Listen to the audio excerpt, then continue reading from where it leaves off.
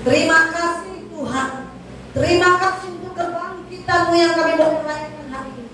Karena Tuhan Allah yang kami sembah adalah Tuhan yang hidup. Engkau yang ada di surga saat ini Bapa. Engkau memandang kami saat ini sedang kami beribadah Tuhan. Kiranya melayakkan kami di hadapan-Mu Bapa. Sekarang Bapa, kami akan mendengarkan firman-Mu. Engkau yang menyampaikannya untuk setiap kami Tuhan. Menjamah setiap hati kami Bapa, menjamah setiap pikiran kami, memberi kami pengertian arti sesungguhnya Paskah dalam kehidupan kami setiap hari. Terima kasih Tuhan, di dalam nama Yesus. Amin. Silakan dulu saudara. Shalom. Shalom. Selamat Paskah bagi kita semua. Selamat Paskah. Dan Paskah tahun ini kita merayakan bersama di sini. Kita akan mendengarkan firman dari Lukas 22 ayat 7 sampai 13. Lukas 22 ayat 7 sampai 13. Amin. Begini firman Tuhan. Ayat 7 sampai 13, saya di ayat 7, saudaraku engkau di ayat 8, kita bergantian dan seterusnya. Maka tibalah hari raya roti tidak beragi, yaitu hari di mana orang harus menyembelih domba Paskah. Lalu Yesus menyuruh Petrus dan Yohanes, katanya, pergilah, persiapkanlah perjamuan Paskah bagi kita supaya kita makan. Kata mereka kepadanya, di manakah engkau kehendaki kami mempersiapkannya? Jawabnya, apabila kamu masuk dalam kota, kamu akan bertemu dengan seorang yang membawa minum air. Ikutlah dia ke dalam rumah yang dimasukinya.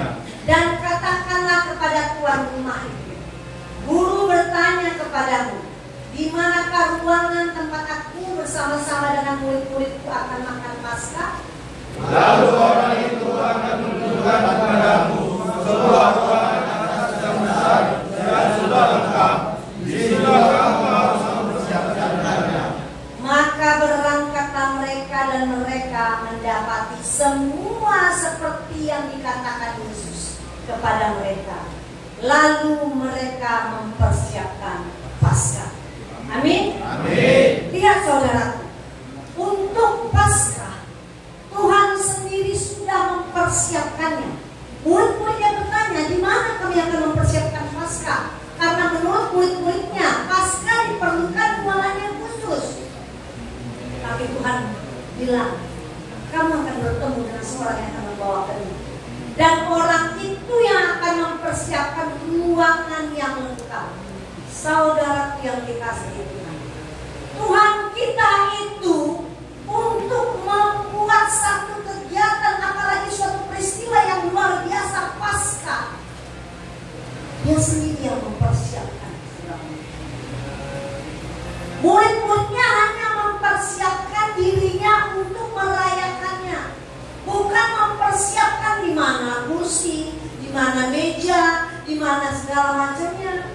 Karena Tuhan sudah mempersiapkannya. Dan apa yang dikatakan Tuhan Yesus betul terjadi. Muridnya mengatakan, di mana? Di mana? Kamu pergi ke sana, nanti kamu ketemu orang makan di sana, dan orang itu tanya aja sama orang itu, guru saya mau nanya sama kamu, di mana kami akan merayakan Paskah? Guru bertanya. Maka orang itu akan mengatakan, itu di ruangan yang sudah siap. Dan apa yang Tuhan katakan betul dan terjadi. Saudaraku yang dikasihi Tuhan, firman Tuhan di dalam Alkitab ini bukan semacam dongeng. Setiap firman yang terucap, yang tercatat, yang terucap dari mulut kita, itu akan bekerja seperti yang Tuhan kehendaki. Paskah, apakah arti Paskah, saudara? Paskah itu diambil dari bahasa Yunani dalam Maya Kuno. Artinya apa? penderitaan, kesengsaraan yang dikerjakan oleh Raja kita, Raja di atas segala raja, Tuhan Yesus kita. Itu tercatat di Lukas 22. Kalau perjanjian lama, Paskah pun sudah terjadi. Kalau kita baca di Keluaran 12 ya, ayat 29. Paskah di perjanjian lama di sini, saudaraku baca Alkitab, itu sudah terjadi sebelum Yesus melakukannya di perjanjian baru. Perjanjian lama, Paskah terjadi karena kematian semua anak sulung bangsa Mesir, tidak terkecuali dari pegawai rendahan hingga anak sulung raja mati, bahkan anak sulung hewan pun mati di Mesir. Kenapa Tuhan membunuh semua itu? Kenapa Tuhan membiarkan itu mati terbunuh? Untuk menebus umat bangsa Israel dari perbudakan, dari penjajahan Mesir. Itu perjanjian lama. Bagaimana dengan perjanjian baru, saudara? Perjanjian baru, Allah punya satu-satunya anak tunggal, anak sulung. Itu yang dikorbankan. Saudaraku, biasanya kalau apapun yang sesuatu yang satu-satunya di tangan kita, itu pasti melekat sama kita. Susah minta orang, apalagi hilang. Saudaraku, Bapa di surga memberikan putra sulungnya, satu-satunya putranya, untuk mati, berkorban di kayu salib. Untuk apa? Untuk kita, kau dan aku, supaya selamat, saudara. Saya ada satu cerita, bernama laki-laki ini bernama Joshua Bell. Dia seorang pemain biola, kawakan dari Amerika, ya. Dia selalu bermain biola di konser-konser mahal, ya. Dia selalu tampil dan ditunggu-tunggu orang untuk penampilannya yang luar biasa. Dan tahu setiap menit dia dibayar 10 juta kalau dirupiahkan rupiah. Setiap menit. Jadi hitung saja kalau dia bermain biola mungkin sekitar 1,5 jam atau 2 jam. Ini orang luar biasa, Joshua Bell. Nah, saking terkenalnya dia, semua orang mengetahui dia orang pemain biola yang luar biasa. Tapi satu kali, surat kabar Washington ya, di Amerika melakukan Washington Post yang mengadakan satu eksperimen. Dia bilang begini, kita akan melakukan satu konser rahasia dan pemain konsernya adalah Joshua Bell, orang yang terkenal.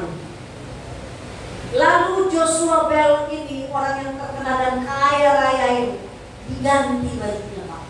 Dikasih topi lusuh dan diganti jadi kaos oblong. Dan Washington Post melakukan isi rahasia di konser rahasia ini di bawah stasiun kereta api, di mana di situ banyak orang lalu lalang dan dia bermain di situ. Disuruh si Joshua Bell orang terkenal itu bermain biola di konser selama 40 menit. Karena ini konser rahasia, maka orang tak ada yang tahu, ada pengumuman. Kemudian diamati sama Washington Post. Dari 1.000 orang yang lewat, hanya 7 orang yang mampir dulu benar yang 7 orang.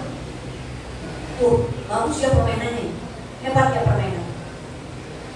Dan hampir selesai dia bermain. Dari yang 7 itu setelah yang 7 itu melihat langsung dia pergi. Oh bagus, ada yang 10 menit, ada yang 5 menit, ada yang 15 menit. Tapi satu persatu mereka pergi. Tinggallah hanya 1 orang yang tetap bertahan di situ, Pak. 1 orang ini seorang perempuan yang menatap dengan kagum permainan Joshua Bell sampai selesai. Dan sumbangan namanya sumbangan yang ada di situ selama 43 menit, Pak, hanya cuma nggak sampai 500.000 uang telur tadi, sampai 40.000, tidak sampai 500.000 uang yang didapat si Joshua. Saudaraku yang dikasihi Tuhan, dia yang terkenal, tapi ketika ganti baju, pakai kaos oblong, pakai topi biasa aja, orang nggak kenal dia. Meski permainannya dahsyat, dapat cuma nggak sampai 500. Kenapa? Karena dia bertukar pakaian, bertukar keberadaan dari orang yang terkenal menjadi pengamen biasa-biasa. Peristiwa ini terjadi juga 2000 tahun yang lalu. Saudara yang dikasihi Tuhan, Allah Bapa yang luar biasa, yang penuh dengan kemegahan, Dia yang duduk di tempatnya yang mati, harus bertukar posisi menjadi manusia biasa. Dia datang ke dunia, saudara. Dia datang ke dunia untuk satu misi, menyelamatkan engkau dan aku. Apakah manusia, apakah dunia mengenal dia sebagai raja di atas segala raja? Tidak. Sama seperti Joshua Bel, orang tak kenal dia ketika dia pakai baju musuh. Yesus sendiri, Allah sendiri dalam pribadi Yesus menjadi manusia, berganti posisi menjadi manusia biasa. Meskipun dia memainkan permainan yang dahsyat seperti Joshua Bel tadi itu. Apa yang dipermainkan Tuhan? Dia buat yang buta menjadi melihat. Dia buat yang telinganya tak mendengar menjadi mendengar. Dia buat yang lumpuh menjadi berjalan. Dia buat yang mati menjadi hidup. Manusia mengenalnya? Enggak. Manusia menganggapnya sepele? Ya. Mungkin hanya 30 keping perak yang dinikmati sama muridnya sendiri. Dia tidak tahu siapa. Itu bukan manusia biasa. Yesus itu bukan manusia biasa, saudara. Yesus itu adalah Allah sendiri. Di tempat kemegahannya menjadi sama dengan manusia supaya menyelesaikan kita. Apa yang kita lakukan, dosa yang luar biasa, supaya kita hidup, supaya kita selamat sampai dalam kekekalan abadi. Saudaraku yang dikasihi Tuhan,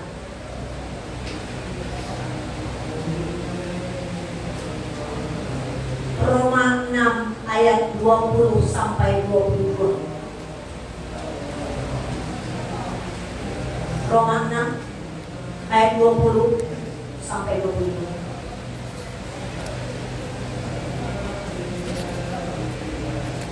Amin. Amin. Saya baca di ayat 20, saudara buka 21. Sebab waktu kamu hamba dosa, kamu bebas dari kebenaran. Dan buah apakah yang kamu petik daripadanya? Semuanya itu menyebabkan kamu bersama sekarang. Karena kesudahan semuanya itu adalah kematian. Tetapi sekarang, setelah kamu dimerdekakan dari dosa dan setelah kamu menjadi hamba Allah, kamu beroleh buah yang membawa kamu kepada pengudusan, dan sebagai kesudahannya ialah hidup yang kekal. Saudaraku, ayat 22 aja sampai ayat 22. Saudaraku yang dikasihi Tuhan, ayat 20. Sebab waktu kamu hamba dosa, kamu bebas dari kebenaran. Pertanyaannya, masihkah kita menjadi hamba dosa? Masihkah kita terlena dengan menikmati kegelapan dosa yang disajikan oleh iblis? Masihkah kita menikmati perzinahan? Masihkah kita menikmati kesombongan, penipuan? Masihkah kita menikmati? Apakah kita tidak mengenal siapa yang ada di dalam dunia yang tergantung di kayu salib dan sekarang sudah bangkit dan dia ada di surga sekarang? Tidak ada satu Allah pun yang menyatakan dirinya sudah bangkit kecuali Yesus Kristus. Dan dia Allah yang hidup, saudara. Dia bukan Allah yang mati. Dia bukan Allah untuk orang mati. Jadi biasanya kalau kita Paskah kita memang ke kuburan ya, biasa aja ya. Bukan untuk mendoakan orang yang sudah ada dalam kuburan. Kita hanya memperingati, mengingat kebaikan, kebersamaan kita bersama dengan orang yang kita sayang. Kadang orang yang ke kuburan Paskah ada rokok lah, bahkan ada bir, ya. Dibilangnya di situ supaya dulu dia masih hidup, Bu. Dia dulu masih hidup, suka kali dia minum bir. Jadi siapa tahu dia senang kalau taruh bir ini di situ dan rokoknya. Pakai Marlboro 1 bungkus, 2 menit udah hilang Marlboro. Yang ambil bukan dia. Pikir kalau sebentar 5 menit sekolah dia, ternyata dia senang benar-benar dengan Marlboro. Hilang Marlboro itu, diambilnya. Yang bodoh yang kita itu. Diambil orang yang sudah lihat dari jauh. Siapa titipkan barang-barang di situ. Saudara yang dikasih Tuhan, tidak ada hubungan orang mati dan orang hidup. Kita yang hidup sekarang merayakan Paskah, merayakan kebangkitan Yesus. Dia bangkit bukan simsalabim, saudara. Berapa lama dia mati? Kok 3 minggu dah, 3 hari. 3 hari dia di dalam lubang kuburan, ditutup, tak seorang pun yang boleh datang bersama dengan dia. Tidak ada satu pun yang ada bersama dia di dalam kuburan. Tapi dia bangkit. Batu yang begitu besar terkuak, tergeser, dan dia bangkit. Itulah Allah yang kita sembah hari ini, kita merayakannya. Kalau engkau mau bergereja setiap hari, saudaraku, Allah yang seperti itu yang kita sembah. Allah yang hidup dan yang menjanjikan keselamatan, dan keselamatan itu menjadi milik kita. Saudaraku yang dikasihi Tuhan, Yesus mencari orang berdosa, bukan orang yang kudus. Karena tidak ada yang kudus di antara kita, sekalipun saya. Sama-sama berdosa, tapi oleh kasih karunia Tuhan kita diselamatkan. Kita diingatkan, kalau hari ini telingamu mendengarkan bahwa Tuhan itu mati di kayu salib, darahnya tercurah, menerima pengkhianatan si Judas Iskariot, muridnya sendiri, dan mengampuni penjahat yang ada di sebelah kanan. Saudara yang dikasih Tuhan, bukankah kita juga mendapatkan pengampunan? Jangan ada satu pun di antara kita yang merasa sanksi dosa terlalu besar, tak terampuni. Bahkan aku sudah berkhianat, sudah kujual Yesus dengan cinta, dengan pangkat, dengan jabatan. Kujual Yesus, sekarang aku kembali lagi. Aku tidak layak di hadapan Tuhan. Saudaraku yang dikasih Tuhan, sepanjang masih ada nafas kehidupan, sepanjang masih ada kesempatan berbalik kepada Tuhan, kembali kepada Tuhan, karena Tuhan membukakan tangan. Keselamatan yang daripada Tuhan itu yang dinanti-nantikan Tuhan. Tahukah engkau senjata pamungkas si iblis itu apa? Kematian. Uang juga kematian. Senjata pamungkas, senjata yang dahsyat dari si iblis adalah kematian. Dan kematian itu sudah dikalahkan oleh Yesus. Apalagi? Apalagi yang kita cari, saudara? Kalau engkau berani menukar Yesus dengan uang, berani menukar Yesus dengan jabatan, berani menukar Yesus dengan cinta terhadap seorang perempuan yang bukan percaya kepada Yesus, maka engkau tidak lebih dari Judas Iskariot. Pengkhianatan. Kenapa Judas Iskariot itu berkhianat? Pertanyaannya, kenapa dia berkhianat? Dia bersama dengan Yesus kemana-mana, betul ya? Waktu Yesus menghidupkan orang mati, waktu Yesus menceritakan orang buta, sebagai murid Yesus. Biasanya kalau kita ada bos di depan kita, dari belakangnya pengawal itu bangga ya kan, sama orang yang dikedudukan orang. Bangga lah, bangga. Kemudian yang paling bangga dari semua itu siapa? Judas Iskariot. Tadi aja di pantai Bu Helen, kita berterima kasih ada sumbangan dana, gitu ya, untuk telur. Apalagi si Judas Iskariot. Tiba-tiba Pak, Bapak yang buta sembuh, Bapak orang kaya, Bapak kita kasih uang. Tiba-tiba yang jawab, Bapak jangan namun. Pak, tiba-tiba Bapak buta. Bapak itu buta dari kecil. Tiba-tiba datang Yesus menjelitkan mata Bapak. Bapak suka cita, Bapak bisa lihat semuanya. Bapak kaya, ya. Terus Bapak apa namanya? Terbuka. Responnya benar-benar, berapapun ku beli mata nggak ada. Kasihlah uang untuk pelayanan sekitar 500 juta. Benar?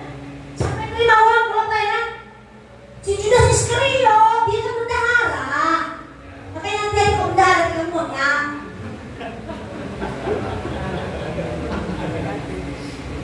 Si Judas Iskariot kan 12 muridnya, Pak. Ya kan? 11 kan 12. Tapi ketika orang buta, pasti banyak kasih-kasih. Siapa yang pakai kantong besar ini? Yesus. Saya. Bangga nggak? Saya. Bangga. Padahal kan itu kan uangnya kan. Uangnya kerjaan Yesus kan. Kan kerjaan Yesus itu. Tapi uangnya sih banyak kan. Tapi dia udah begini. Uang banyak. Semua orang dia Pak bendahara. Bendahara. Nah, uang di sini makin banyak.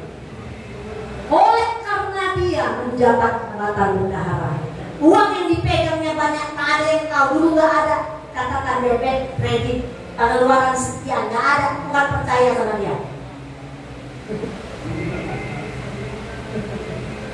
Pengeluaran uang telur sekian nggak ada, nggak ada. Penuh uang roti, uang ini, uang itu nggak ada. Jadi mutlak penuh di tangan si Judas Iskariot. Saudaraku yang dikasih Tuhan, betul dari katanya, uang memang gampang sekali membuat orang jatuh, dan itulah yang diinginkan iblis. Kau tahu kenapa dia orang yang nggak biasa Pak pernah pegang uang 300 juta nggak? Aku pun nggak pernah sama.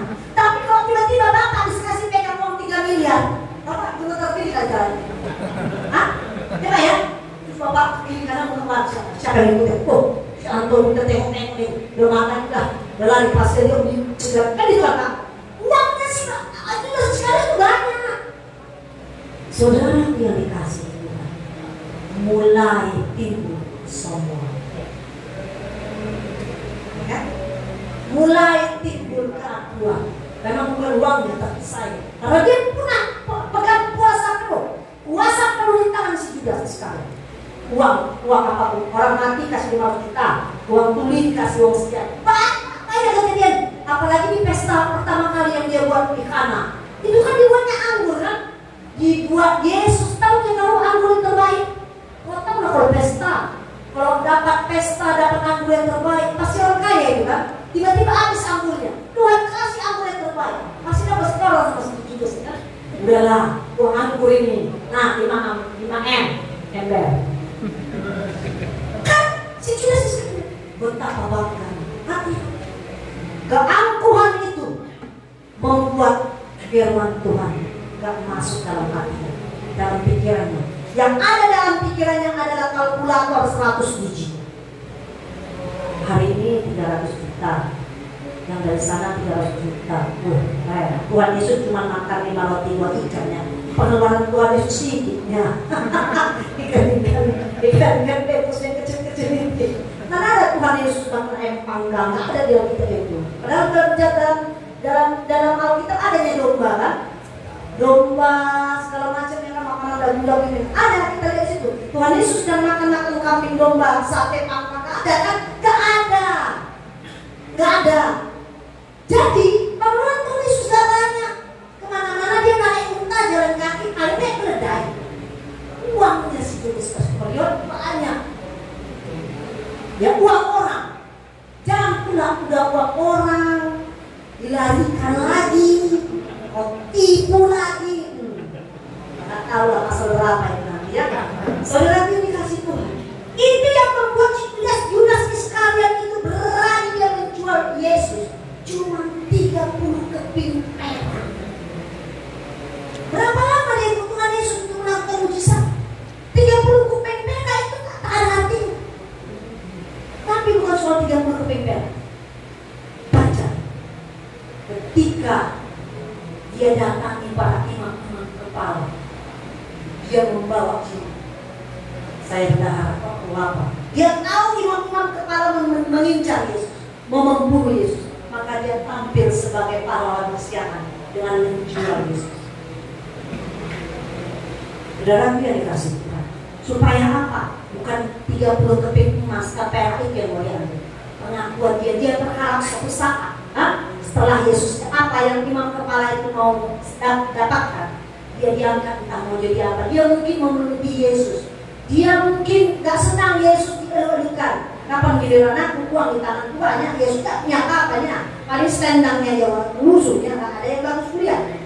Nah, Judas Iskariot mau mengambil posisi. Saudaraku yang dikasih Tuhan, jika engkau mau melayani di tempat, jangan ambil kemuliaan Tuhan. Apapun pangkatmu, mau kosip, sapu, Tuhan sapu itu sudah sapu gereja Pak. Bukan yang kau sapu itu tanah lapang, gereja, tempat beribadah dan Roh Kudus ada. Apapun bagianmu, jangan kau pikir udah aku yang sapu-sapu di rumah ini, di gereja ini, aku yang mengatur. Kesek hati kita Pak di hadapan Tuhan, kesek hati. Haleluya. Saudara yang dikasih Tuhan, semua kita punya peranan yang Tuhan izinkan. Apapun bagian kita. Kalau engkau tidak bisa tampil di depan, bagianmu berdoa buat teman-temanmu yang belum bergereja, yang belum tergerak hatinya di rumah. Berdoa bagi satu nama, mungkin satu hari kau bisa sebutkan nama dia dalam doamu. Untuk orang yang kau rasa tergerak, Tuhan, tolonglah kawanku itu. Jauh jahat kali Tuhan, tak ada belas kasihnya. Sudah dari tahun 2020 dia melodes Tuhan. Gak selesai dia selesai. Doa, jangan kau merasa mentang-mentang di gereja kalau dikurus daripada dia. Kasihan dia karena untuk dialah Tuhan Yesus mati dan disalibkan. Maka Tuhan mau dia juga berkenan. Amin. Amin. Terus bentar lagi kita akan perjamuan kudus, saudara. Perjamuan kudus. Jangan dianggap asal-asal, karena itu menjadi dosa bagi tubuh Kristus dan bagi Yesus. Amin. Kalau engkau belum percaya Yesus, belum terima Yesus, jangan ambil. Ya, baik saudaraku kasih Tuhan, kita akan masuk dalam perjamuan kudus. Siapkanlah hatimu saudara.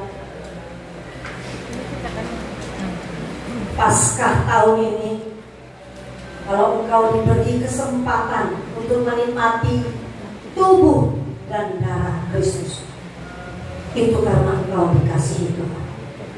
Itu karena kemenangan menjadi milik.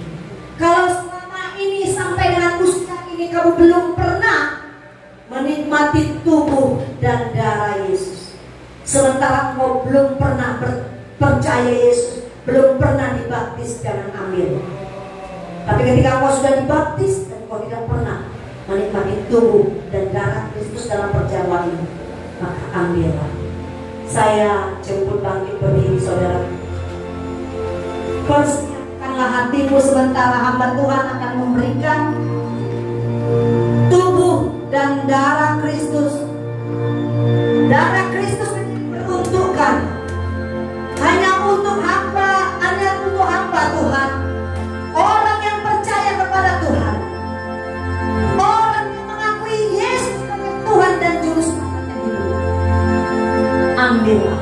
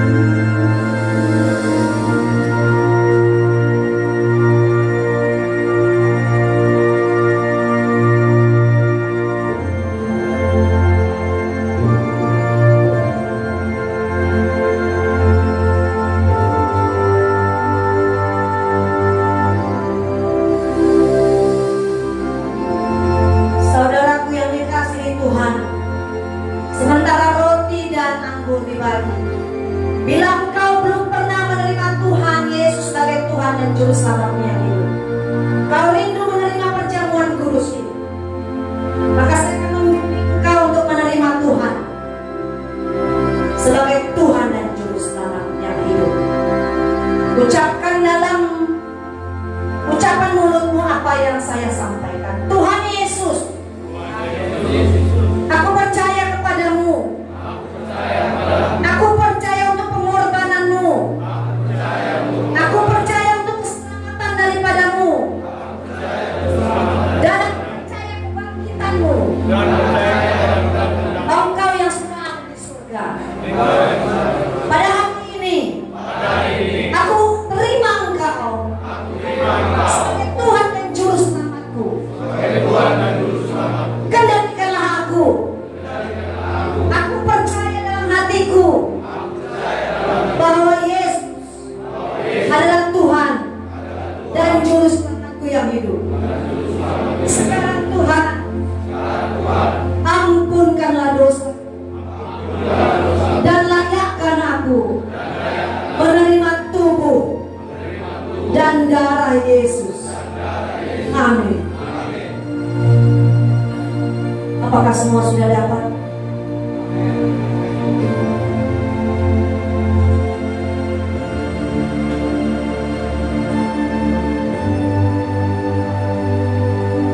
Saudaraku, mari periksa hatimu. Kalau masih ada orang yang kau benci, lepaskan pengampunan. Lepaskan pengampunan, saudaraku.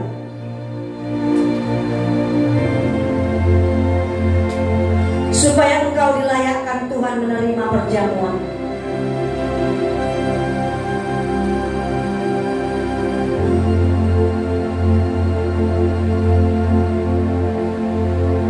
Sebab setiap kali kamu makan roti ini dan minum cawan ini, kamu memberitakan kematian Tuhan sampai Dia datang.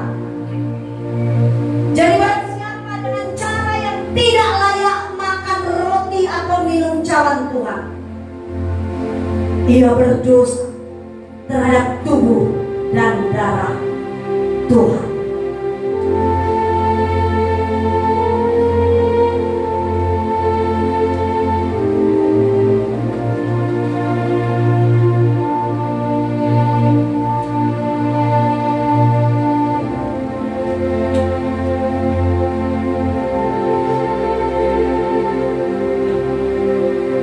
Persiapkan dirimu, saudara. Kita akan terima tubuh dan darah Yesus. Sebab inilah firman Tuhan. Sebab apa yang telah kuteruskan kepadamu telah aku terima dari Tuhan, yaitu bahwa Tuhan Yesus pada waktu malam Ia diserahkan mengambil roti, dan sesudah itu Ia mengucap syukur atas. Ia memecah-mecahkannya dan berkata, inilah tubuhku yang diserahkan bagi kamu. Perbuatlah ini menjadi peringatan akan aku. Saudaraku yang dikasihi Tuhan, angkatlah tinggi roti di tangan kananmu.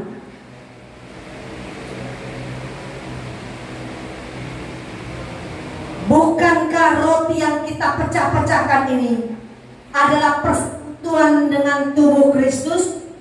Amin. Makanlah dalam nama Yesus.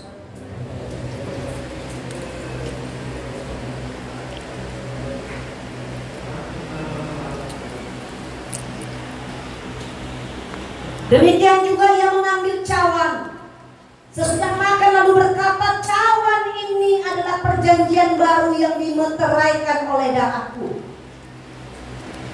Perbuatlah ini setiap kali kamu meminumnya, menjadi peringatan akan aku. Bukankah cawan pengucapan syukur yang atasnya kita ucapkan syukur adalah persekutuan dengan darah Kristus? Amin. Minumlah dalam nama Yesus.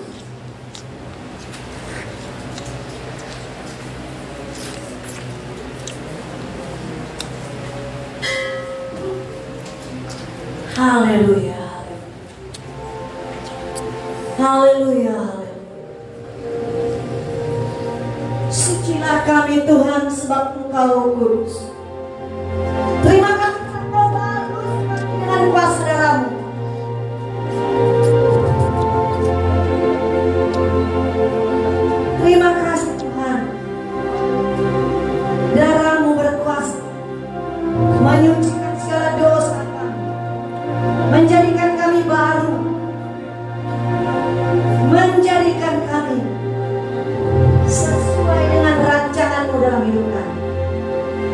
Terima kasih Yesus.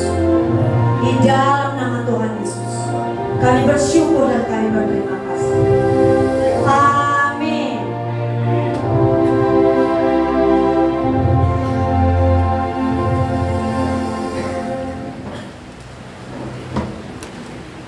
Silakan.